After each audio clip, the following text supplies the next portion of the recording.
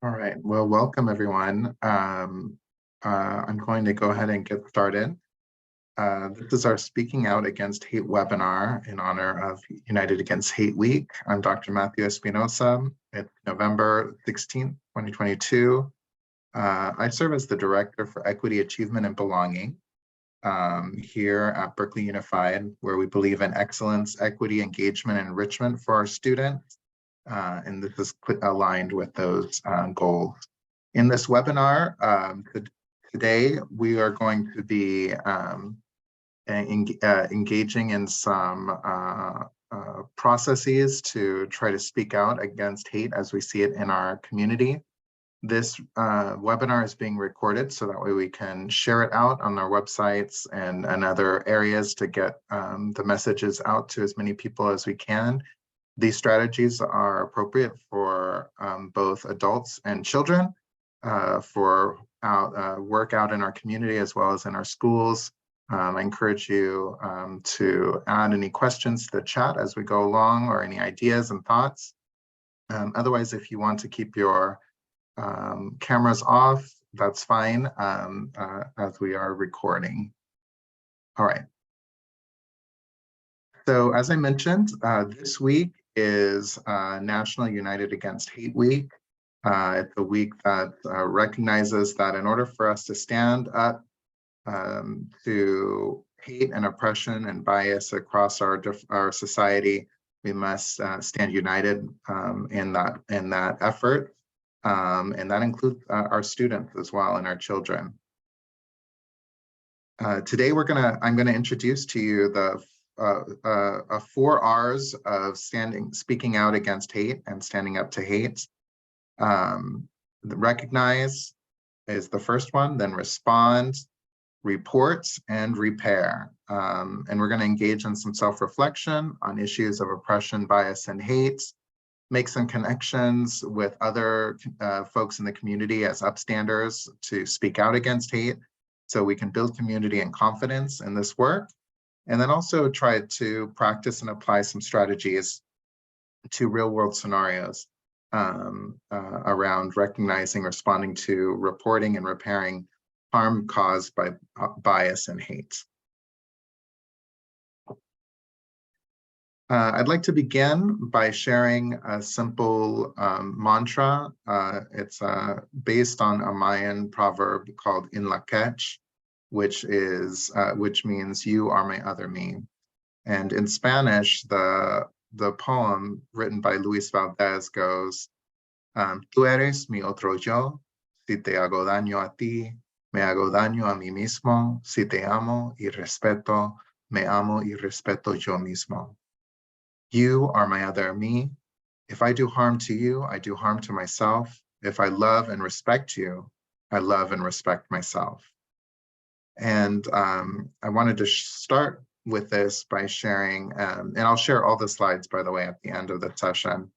I wanted to start with this poem and this mantra, because one of the first steps in speaking out against hate is to see and recognize and engage with others as humans, as a part of our community, as indeed our other selves. So that way we can share that and engage without causing more damage and harm in the process. This work is rooted in several different initiatives in our district, but one of them is our African-American Success Framework, which has 4 goals specifically around improving the experiences and achievement of our African-American and Black students in the district. One is to improve academic performance of African-American students. Another is to provide high-quality differentiated PD and professional learning on culturally responsive teaching. The third is to create safe and inclusive climate and culture for African-American students. And the fourth is to engage with families and communities to improve the experiences of our African-American students. And so in this webinar, we'll talk about ways that we can, as professional learning for our families, our students, and our staff, that is culturally responsive and also helps to create safe and inclusive environments, not just for African-American students, but for all of our students that might be experiencing some form of hate or bias in the community. So the four R's. The first one is to recognize. So we're going to practice recognizing bias and hate. What does it even mean? I want to start with the Anti-Defamation League's Pyramid of Hates, as they describe the ways in which biased attitudes at the foundational, things that are more innocuous, stereotyping, and just a general fear of differences, seeking out like-minded people to justify our biases, seeking information that will confirm our existing biases as opposed to learning about other people's stories. Those kinds of attitudes and behaviors then can lead to acts of bias that may not be harmful in and of themselves, but as a collection of microaggressions, they can create an environment that is harmful, which might include non-inclusive language or insensitive remarks, different kinds of jokes, cultural appropriation in different forms. And all of these can create an environment that allows for some forms of systemic discrimination to persist, where something in our system and society reinforces that differences or the othering of certain groups, which can then lead to more aggressive and explicit forms of hate, which could take the form of threats, desecration of important sacred areas, vandalism, arson, assault, or other forms of physical abuse, including rape, murder, or terrorism, which in the ultimate form, if that is allowed to persist, can lead to genocide. And so this is, our goal is to disrupt hate, even in the smallest form, which might be our microaggressions, our non-inclusive language, biased or belittling jokes, to find ways to interrupt them before they are allowed to develop into a culture that is any more, or any forms of hate that are any more strong. And those forms of hate or bias can take place on multiple levels. At the individual level, some of these, those are the forms of oppression or hate that are internalized, either consciously or unconsciously, and affect the ways people believe and act. And then that can play out in interpersonal oppression, forms of oppression between people. It can also play out at an institutional level, so within an organization, or within, in our case, a school district. And that at a more structural level across institutions, like across all schools in California, for example, these forms of hate can play out and lead to oppressions and inequities for different groups of people. And that can play out across multiple different areas of our identities. So some folks might experience multiple forms of hate or bias based on their religion, their gender, their sexual orientation, or gender identity or expression, socioeconomic status, race, and you can see the forms of racism or of oppression that can take here. So our goal is to, so these strategies can be applied to any of these forms of oppression or bias.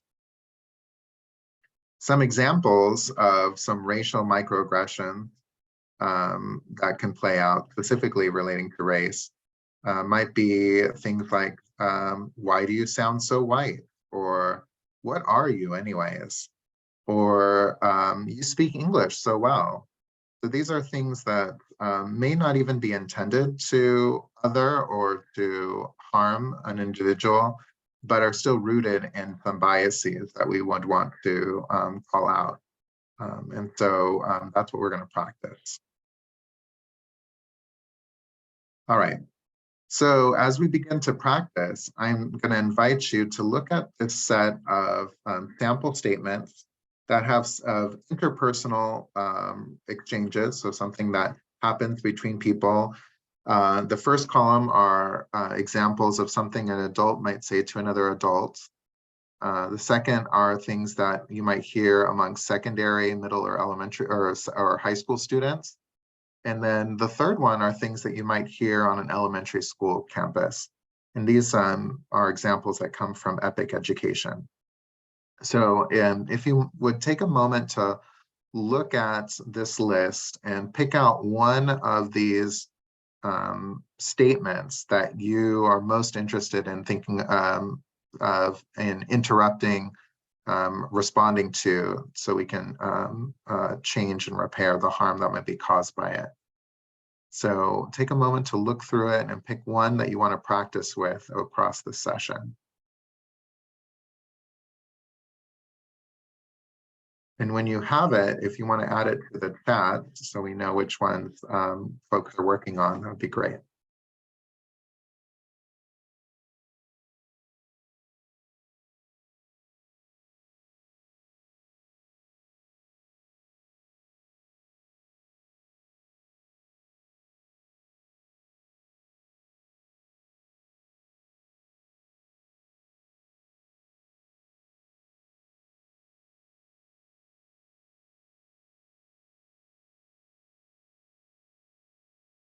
All right. The one that I'm going to practice with is the first one under secondary students. It says, your name is beautiful, but too hard to pronounce. You should change it. So imagining that that is a statement that I just heard, the first step is to recognize what might be the harm in that statement. Anyone have a thought about what the harm might be in a statement like that? What's wrong with it? Is there anything wrong with it?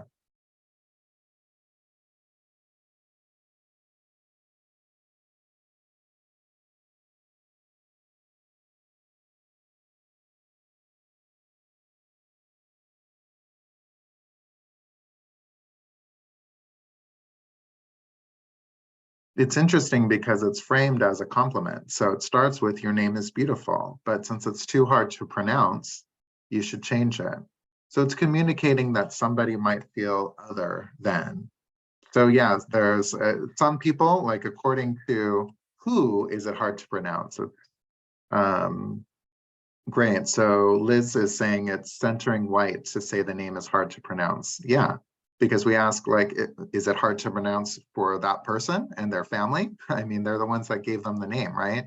But if it's, but it shows a different power dynamic. It's like, if it's hard for me to pronounce, you should change it. So it's communicating that somebody is less important and someone is less important than another, right? So that's part of it. Trish mentions, it says, I feel like it is saying that you must change who you are to make my life easier. Like for some people, for many people, their name is really important to them. That's an important part of their identity. And sometimes it's rooted in their ancestors and their family histories, right? And so that could be a really a difficult thing to feel like you're being asked to change something really important about who you are to accommodate for others. We talk about it as a assimilationist lens, or the idea that certain people that don't fit whatever the norm is have to change who they are to fit the norm, as opposed to the norm being able to accommodate for them and without forcing them to change. All right, so we see some problems in that statement, and yet oftentimes in our schools or in our community, that would go unchallenged, especially if you don't feel very confident in this, or you've heard a lot of things that are putting down you or your name. You might not feel like you have you're empowered enough or to share something about this. And so our goal as a district is to empower everyone, so and invite everyone to speak out when they hear even something like this. So what would it look like to respond to that statement? What might we do?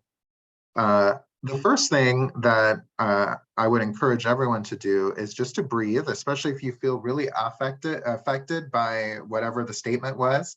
You know, don't jump into it. You know, breathe for a moment, reflect, recognize that all of us have biases. It's not limited to any one group or one person.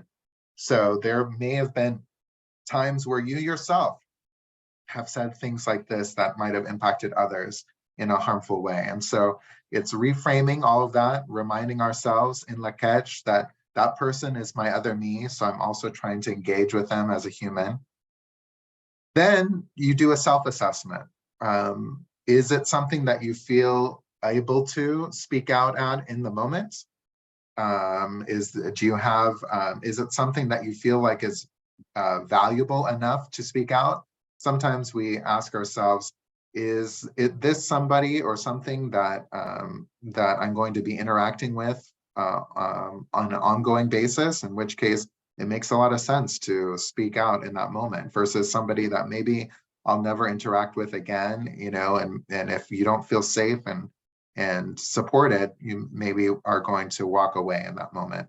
So we assess our safety in the end. Like, if I stand up, is it going to cause me any more harm? Do I need to first gather my thoughts or gather some support in order to engage in that work? The goal is, though, at some point, even if it's not right in the moment, that we respond. So it's okay to take a pause, step away, gather some friends, get some consultation, ask some folks for support if you need to, in order to come back to the table and respond. Okay, but now let's say we want to respond. Somebody just said, that my name might be beautiful, but it's hard to pronounce and I should change it. The Learning for Justice provides 4 possible response strategies. One is to interrupt. So the first thing is to just cause some dissonance for the other person to know, like, what they said is just not normal and it's not just going to be allowed. So it could be something simple like, oh, wow, even that is interrupting it. It's showing that you have a reaction that's maybe not what they were expecting, and might cause them to rethink what they said. Or you could explicitly say something like, I don't like hearing things like that, or I don't, want to change my name, or why would you say that? Or that phrase is hurtful. Things that will just interrupt the conversation and cause them to reflect. The second strategy is to question. So that's where we ask a question with the intention to understand where they're coming from. So we would say, why do you say that? Or what do you mean? Or tell me more. Or and all of this is to get a sense of where they're coming from to better respond to them. So you want to understand, seek to understand, get curious instead of getting furious. Because you could ask a question of like, why are you so racist? Well, that's actually projecting your feelings onto them. And it's probably going to close the conversation or create more tension than to actually engage the person in reflecting and changing their ideas. So instead of a question that's a leading question, you ask a truly curious question like, where is that coming from? Why do you say that? And then finally, you can educate, share either a story or an alternate perspective or something from your own histories that you think might help to open up new understandings for the person. And so they understand also why what they said might be harmful. So you can talk about the history of something, or have you ever considered, or did you know that my family, blah, blah, blah, blah, blah, okay? So those are the 3 main response strategies. And the 4th one is to echo. So that's saying, that's if somebody else is trying one of those strategies and you hear it as a bystander, to become the upstander and actually jump in and say, thank you for speaking up, or I agree that, and you add on to it, because then the more people feel connected and supported by others, the easier this work of speaking out against hate is. The Learning for Justice website actually has a great tool, that you can download. It looks like this, and it actually folds up So you can have them handy, hand them out to folks in your life and the world to practice these 4 response strategies. And again, I'll share these links at the end so you can click on it and download it yourself. All right, so thinking about going back to this name, your name is beautiful, but too hard to pronounce, you should change it. What's one thing that you might say in response? That's either to interrupt it, to ask a question, or to educate. What would you say in response to that?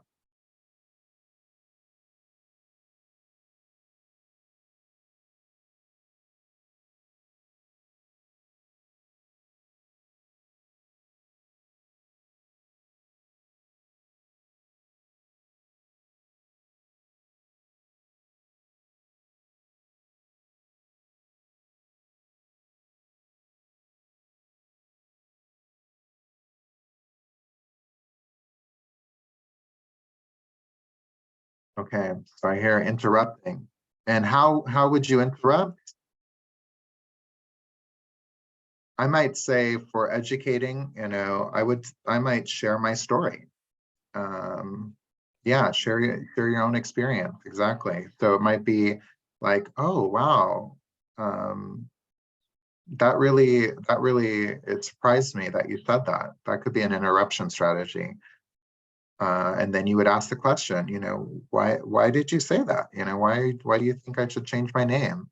And then I might educate and say something like, have you considered that people's names might be really important for them? And at least in my family, we're all able to pronounce it. And here's my story, and here's why it's so important. And as I mentioned, many of these types of more subtle forms of bias and microaggression are not rooted in explicit hate, right? And so people aren't usually intentional around these. So it gives you a chance to open up and still engage with them in a way that humanizes their experience, but also doesn't allow that form of bias or hate to continue. And a big part of this is being willing to work with fear and discomfort. So the National Equity Project, provides some of these different mindsets that we have to deal with, and because it can be really uncomfortable to interrupt somebody, especially imagine if it's somebody that you really care about. It's your friend, it's your teacher, it's your boss, it's your family member, your uncle, right? It can be really uncomfortable to interrupt in those cases. But the only way that we can make progress in this work is to be okay with some fear and discomfort and being willing to try it out and work through it to cause change in the society. And so that fear and discomfort is a huge part of uniting against hate, being willing to get to that point to actually make some real tangible changes in our society. All right, the third R is report. So one of the things that we encourage folks to do is if they're engaged in this, they're hearing these kinds of things, to actually report it. Even some of the more subtle things, there's always, of course, there's this whole idea and mindset that we don't want to tattle, we don't want to, there's kind of this stigma against reporting out some of these things that are happening. The problem, though, is that sometimes, especially in a school setting, some of these more subtle forms of microaggressions are happening without anybody knowing. And then they can spiral and build until somebody is feeling really bullied or impacted, or there's a fight that starts, and we didn't even realize there were all these things that were happening in advance that we could have interrupted or tried to repair some of the harm done earlier on. And so we encourage folks to report out to a trusted adult or administrator. And that might mean to plan, think ahead of somebody that you might report out to if you hear something like this. It could also be if it's an emergency, just reporting out to somebody that's nearby. Ideally, it's someone that you trust to handle it with care, and then also thinking about if it's something really serious, that an authority that of someone that actually has the power to address the incident and engage in some of the repair work that, of harm that will be needed. I want to share that our district office has a district civil rights and compliance office where more formal complaints can be provided by using the non-discrimination@berkeley.net email or writing directly to Jasmina, our district Title IX coordinator and compliance officer, through the complaints@berkeley.net. You can also fill out, if you go to the website, Title IX complaint, which covers any form of discrimination based on sex. In the long run, though, our goal is then to repair. So ideally, we've interrupted, we made the person think differently, but in the long run, we're trying to make some long-term changes that are going to restore trust in our community, provide healing for any victims of harm, of hate and bias, build community so folks feel connected with each other, and then prevent racism or whatever form of oppression from continuing to happen in the community. So that might mean seeking out social emotional and mental health supports for our victims or the community members. And one of the things I always call out is when there's a form of hate based in an identity, so whether it's homophobia, racism, classism, and it might be between two individual adults or students, anyone else that identifies with the victim's group. So let's say it's focused on our English learners or immigrant students that might have different kinds of names, right? It's not just going to impact that one student, it's going to impact anyone else that might feel like that they could be the next person to receive that kind of treatment. And so a lot of times the victims might not just be the direct victims of the incident. It could be a wider spread of the community that feel like they might be targeted next and feel impacted by the incident. We could engage in restorative practices, restorative justice work, which includes community circles to build relationships, as well as engaging in thoughtful restorative conversation. There could be, ideally, we're engaged in anti-racist instruction and curriculum throughout the day, including expanding our ethnic studies work throughout the district. Also connecting it to our PBIS work and social emotional learning to build support and behaviors and skill sets to have strong positive interactions with each other. We might need to send a communication out to the community to reinforce some of the strategies, to encourage them to also speak up and out against hate, to let them know some of the things that are happening in the community to listen for and look out for, and what the expectations are for addressing them. There might need to be some bigger policy changes at the school or the district level that we would have to engage in. We might need to do some outreach to community partners. For example, in previous years, we've had examples of Islamophobia, and then we would want to also build some partnerships between our district and the Muslim community, for example, to address those issues. We would want to engage some students in leadership. So looking at the student organizations that could be great partners, because especially if the issues are affecting our students, peer-to-peer support is often even more appreciated than adult support in many ways. And then finally, having different community events or family partnerships could be another approach. So in the end, the goal is to recognize the ways in which hate and bias might play out in our society, to have some examples of how to respond by either by either by interrupting and then questioning, educating, and echoing. To report it somehow, the report could even be as simple as recording, the incident. You might not even share it with anyone, but at least you have a record that it happened. And then to work to repair it so these kinds of things don't happen again in the future. And all of this requires us to embrace the complexity of the ways in which oppression plays out in our society. So ideally, if we're all working together in that tackle some of these complex issues, we can make a big difference in the lives of our kids and then all of those that we interact with. All right, so I will close there and open up for any other questions that you might have around these strategies. Otherwise, I'm going to go back to the list of response strategies here.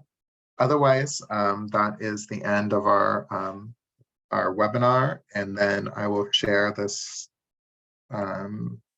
the resources in the chat. Any thoughts, feedback, or questions, feel free to bring them, share them now.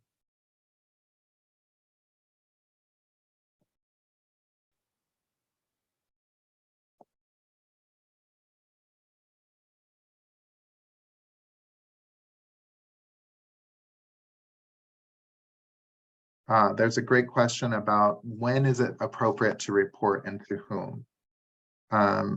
My initial feedback is to report. Whenever you're wondering if you should report, you probably should report it. Reporting doesn't mean that somebody has to get suspended or there's going to be some major consequence. It could be a simple conversation, right? It could be even like I mentioned, an annotation like, oh, this thing happened. Let's track and see. It seems like people were able to resolve it on their own. Let's see if it comes back again. And then if it comes back again, now there might need to be another action taken, right? So my recommendation is to report, even if it's just sharing it with your kid, your family members, the classroom teacher, whatever it might be, just as a heads up. If something is causing a major impact on someone's emotional state of being or academics, then you should definitely be reporting out in a more formal way. So report even the most subtle forms of bias, but formal complaints and reports can be made for anything that rises to the level of discrimination or is causing harm in the form that can be construed as bullying or any other form of harassment.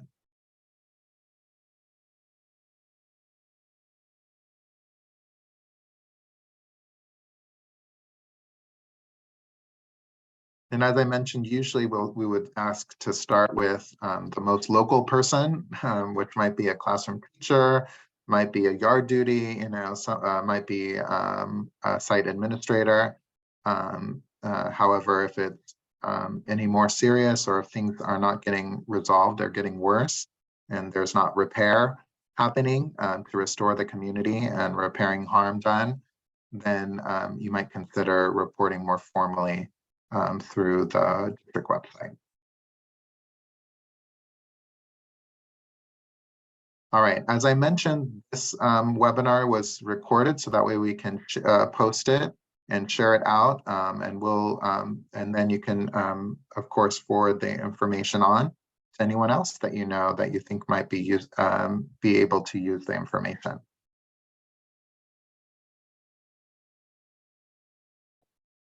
All right, well, I thank everybody for attending, and I'm looking forward to hearing any reports back of how you've used these strategies as you go out into the world at school or at home. And thank you all for celebrating United Against Hate Week with us and the Berkeley Unified School District. Have a great night.